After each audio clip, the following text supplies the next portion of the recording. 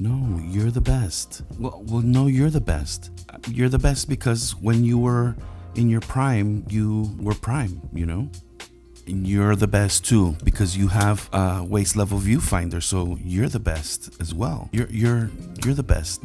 No, you're the best. I mean, we're all in the same gang, right? Like Latifah said. Oh, well, hello there, my little camera junkies. Welcome to another episode of Louis Daylights Photography. I'm your host, Louis Daylights. Thanks for tuning in. Today we're going to do something special. For the 4th of July festivities, we visited Old Orchard Beach, and if you're from the New England area or the East Coast, you might have heard of Old Orchard Beach. It is the place to go for 4th of July in the summer because it's really cool and it's a tradition that I'm willing to begin and continue to do. We had a fantastic time. We took the kids, and while we were there, we were shooting with the Mamiya RB67 Pro SD while metering with the Canon 5D Mark IV. While we were shooting at night, which was the objective, was to shoot with the Pro 400H Fuji film, which I haven't been a fan of. However, spoiler alert, it performed really well in this setting. And I also had Kodak Portra 800 ISO that I shot with as well. So we'll do not necessarily a comparison or a versus, but a little bit more of a review of how these two film stocks performed in the evening while at Old Orchard Beach. So stay tuned. Hey, put the place up. Put my face up.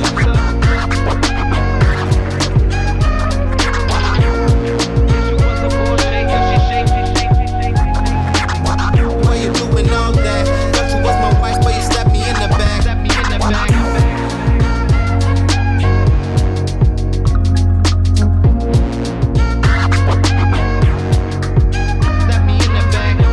So I want to start off this episode by saying thank you. I have 89 subscribers. This is actually more therapeutic, and it actually makes me feel really good to be able to provide this content regarding film and photography and the reviews of using different cameras. I've been stuck with the Mamiya RB67 for some time, ever since it arrived. I love shooting with it. It's just a beautiful aesthetic. I have achieved a level of confidence with how my photos are going to be looking and how they've been looking. I'm just really happy with doing that. I put my meter to the side, as I said in my last video. I've been metering with my Canon. I've been hating on the Fuji Pro 400H for a while. This is discontinued. I wasn't necessarily hating it because I thought it was a terrible stock of film. I just thought it wasn't necessarily for me. And please, I'm not an expert, so don't quote me on this. I'm not in any way, shape, or form telling you what to do. I just, it's just been my experience, and that's all. But however, when we were shooting with this, it was really nice. I had a fantastic time. There were some limitations because I was metering for shots in light, and then there were moments where maybe it wasn't as bright as it was a moment ago, and I was getting kind of tired of pulling out the Canon to meter. And if I see something that was kind of grabbing my eye, I wanted to kind of just be able to do it. So I metered for it in the beginning. It was doing well, and then for 1 or 2 or maybe 3 shots, it could have been a little higher exposure. Something interesting about the Mamiya RB67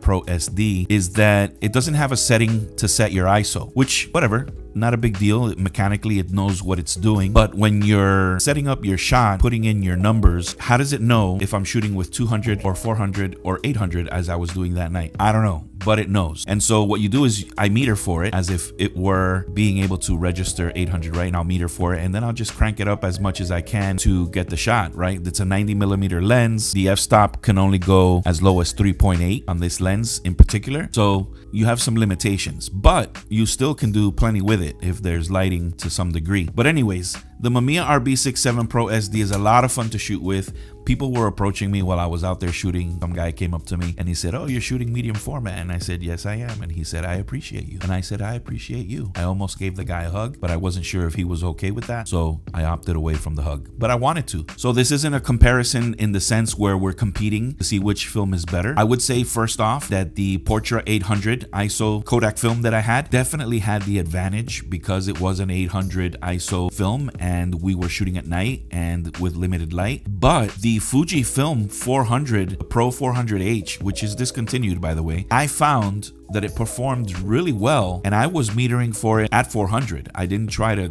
you know, like I said, the Mamiya RB67 Pro SD, it doesn't have a setting where you can set the ISO and you just put the numbers that you need to put in there and it just knows. Somehow it just knows. So because I was putting it in at the settings that it needed and I was metering at 400, I thought that we were going to get some darker shots or whatever, and they were slightly darker, but it was only the darks that were darks. The brights were brights, right? The highlights were highlights.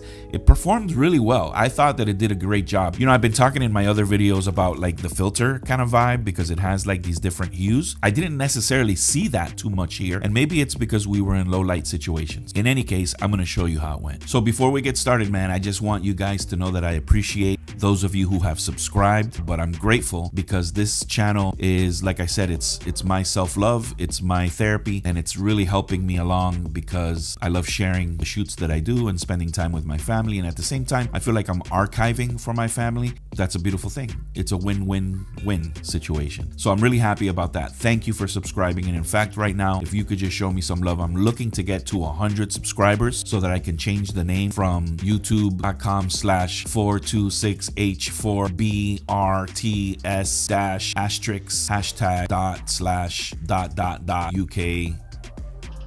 And I would love to just be able to tell people, hey, check out my YouTube channel. Oh, what's the address? It's youtube.com/LouisDaylightsPhotography. Wouldn't that be great? Anyways, I think I need like 11 subscribers more for that. So if you could hit subscribe, it would mean the world to me. Thank you so much.